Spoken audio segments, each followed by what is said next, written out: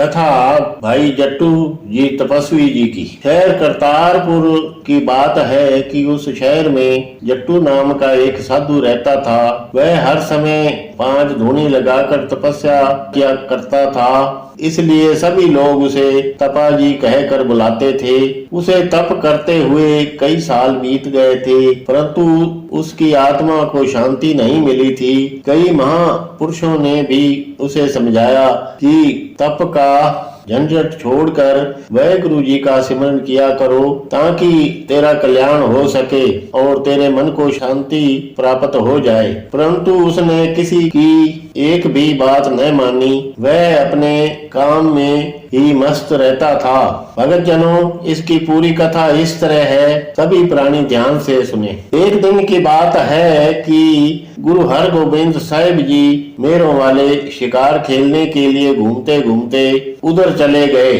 शिकार खेलने का तो उनका बहाना ही था। उनका काम तो पापियों और भटके हुए प्राणियों को सीधे रास्ते में लाना था। किसी ने गुरुजी को बताया कि दरिया के दूसरी तरफ एक जट्टू नाम का तपस्वी रहता है। तपस्या करते हुए उन्हें काफी समय बीत गया है, परंतु उसकी तपस्या पूर्ण नहीं हुई। वह ऐसे ही अपने शरीर और अपनी जिंदगी को नरकों में धकेल रहा है। दयालु और कृपालु सच्चे पातशाह भगत तपे के पास पहुँचे। कोई 5 मिनट उसकी तरफ देखते रहे।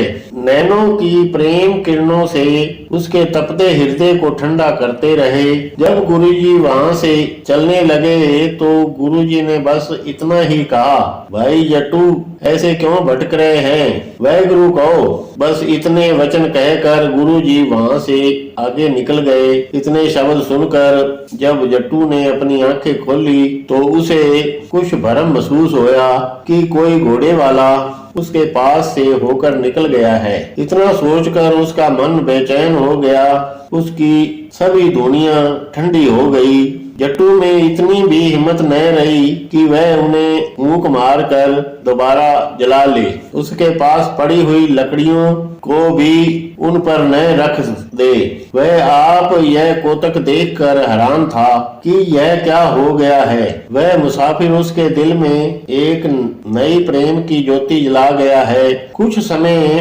बेचैन रहने के बाद उठा और छलांग मारकर अपने आसन से बाहर आ गए। वह बाहर आकर वाहेगुरु कहो कहने लगी। जिस तरह कोई पक्षी पुरुष की बात सुन लेता है, वह उसे उसी तरह रटने लग जाता है। उसी तरह वह भी करने लगे। इस तरह वाहेगुरु कहो। धीरे धीरे वह बाजारों में भी घूमने लगा। वाहेगुरु गाते गाते वह इतना मस्त हो गए कि वह सुदाई सा हो गया। बच्चे उन्हें बेसमझ कर इकट्ठे हो जाते और उन्हें पत्थर मारते, उसके साथ हंसी मजाक करते, उसे तपा तपा तथा खपा खपा कहते। जा तपया क्यों खपया क्यों थकया कहते। वह उन्हें कुछ भी न कहते, बल्कि उन्हें कहते और कहो। वह अपने मुंह से वाहेगुरु कहो ही कहता रहता। उसे अपने खाने पीने और कपड़े लत्ते का भी ध्यान न रहता। वह सचमुच ही सुदाई सा हो गया था। कई बार तो वह इतना मस्त हो जाते थे कि अपने कपड़े तक फाड़ डालते थे और अल्प नंगे हो जाते थे। इसके बाद उसे लोग मलंग कहने लग गए थे। गुरुजी ने उसे अपने सच्चे प्रेम की डोर के साथ अपनी तरफ खींच लिया। इतना खींचा कि वह अपनी मस्ती में ही दरिया पार कर गया और अमृतसर की गलियों में पहुंच गए। अमृतसर की गलियों बाजारों में चर्चा होने लगी कि कोई निराला पागल आया है जो वाहेगुरु कहो के बिना एक शब्द भी नहीं बोलता। धीरे धीरे इसकी खबर सतगुरु जी को लग गई। अंतर्यामी वाहेगुरु ने भले ही उसको आप बुलाया था, परंतु किसी को महसूस नहीं होने दिया।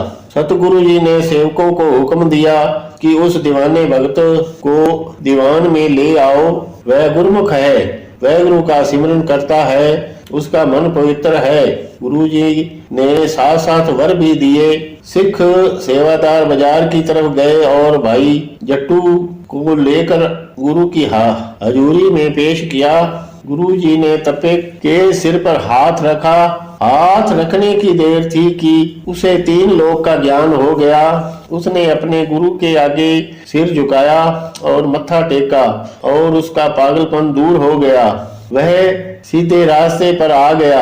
ऐसे गुरु से बलिहार जाएं, उसके आने जाने के सभी क्लेश कट गए।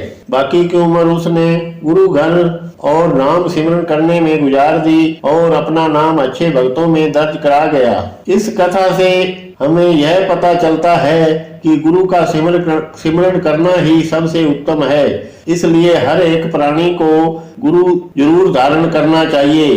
इसलिए जो भी प्राणी यह कथा पढ़े या सुने, इस कथा से हमें यह शिक्षा मिलती है कि गुरुमुख होकर अपना काम धंधा करते रहें और साथ साथ सिमरन भी करते रहें। उसका दिमाग बुरे कामों की तरफ नहीं जाएगा। भाई जट्टू पता नहीं कितने वर्ष तप करते रहे तो उसे कोई फल नहीं मिला। गुरु के चरणों में आते ही वह जन्म मरण के गेड़ से रहित हो गए। इसलिए हमें भी भाई टप्पू से सीख लेनी चाहिए कि गुरु के बगैर बेड़ा पार नहीं होने वाला है। इसलिए गुरु के लड़ लग जाएं और नशों से छुटकारा पा जाएं और अपना जीवन सफला कर जाएं, जिसमें अपनी आने वाली पीढ़ी भी नशों से बच सकती है।